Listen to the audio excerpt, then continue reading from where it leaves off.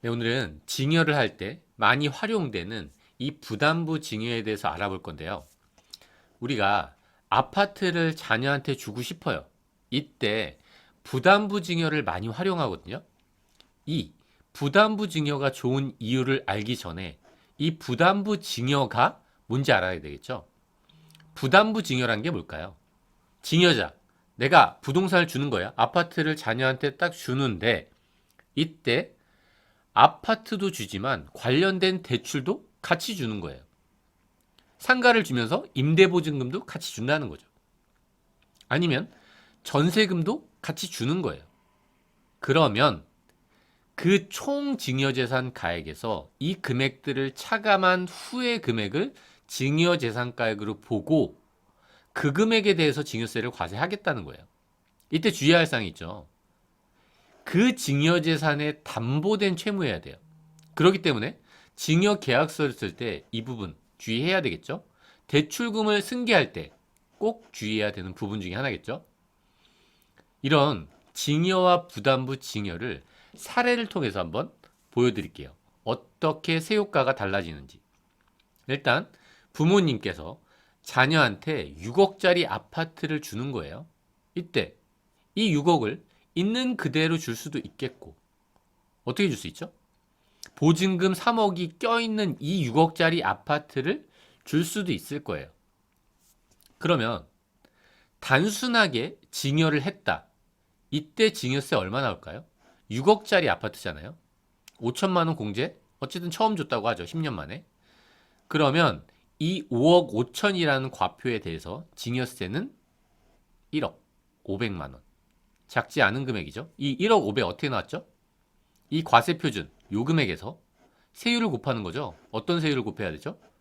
요 10억 이하니까 30%에다 6천만 원을 차감한 세율을 곱해야 되겠죠. 그래서 1억 500이 나온 거예요.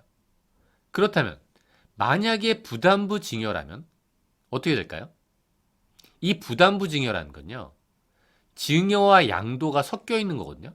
이게 무슨 의미냐면 대출받은 걸 승계해 줬으니까 그만큼은 팔았다고 본 거고요. 나머지만 증여라는 거예요.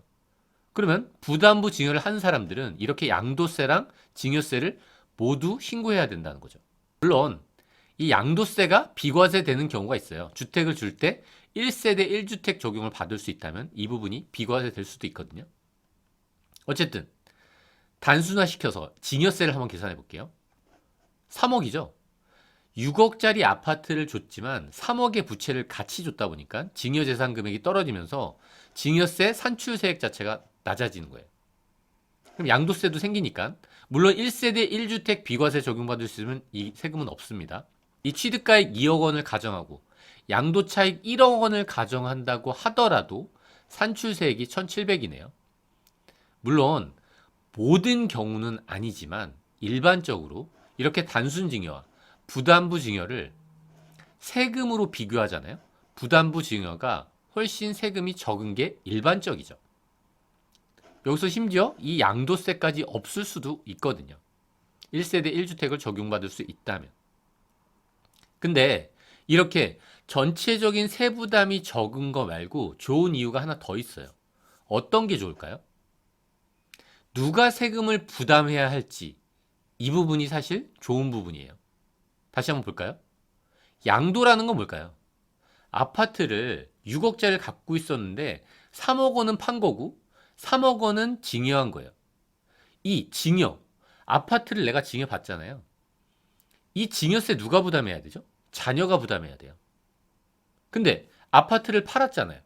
그럼 이 양도세 누가 부담해야 되죠? 부모님께서 부담해야 돼요.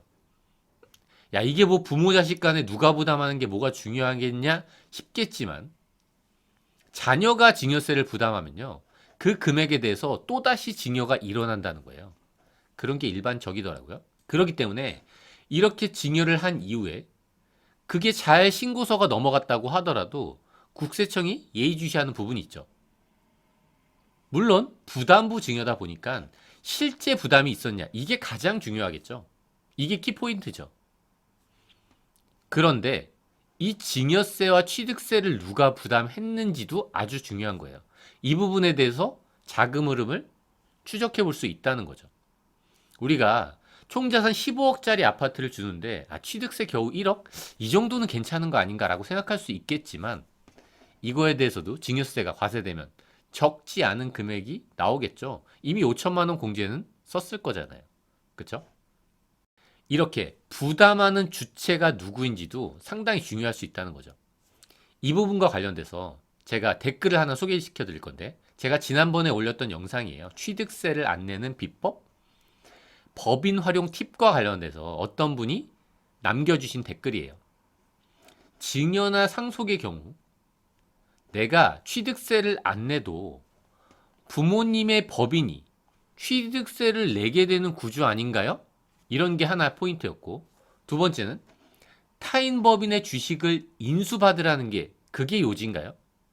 물론 요지가 하나는 아니지만 두 개 다 하나씩의 포인트들이라고 볼 수 있어요. 그리고 참고로 어떤 분이 상담 오셔서 이걸 물어보시더라고요. 취득세는 자녀가 모아둔 돈이 있대요.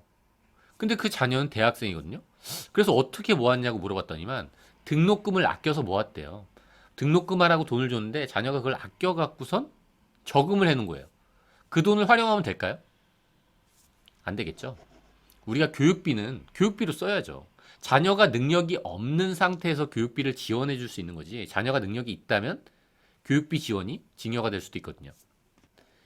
요 관련된 영상, 이게 어떤 얘기였냐면 기존의 법인이 만약에 있다면요.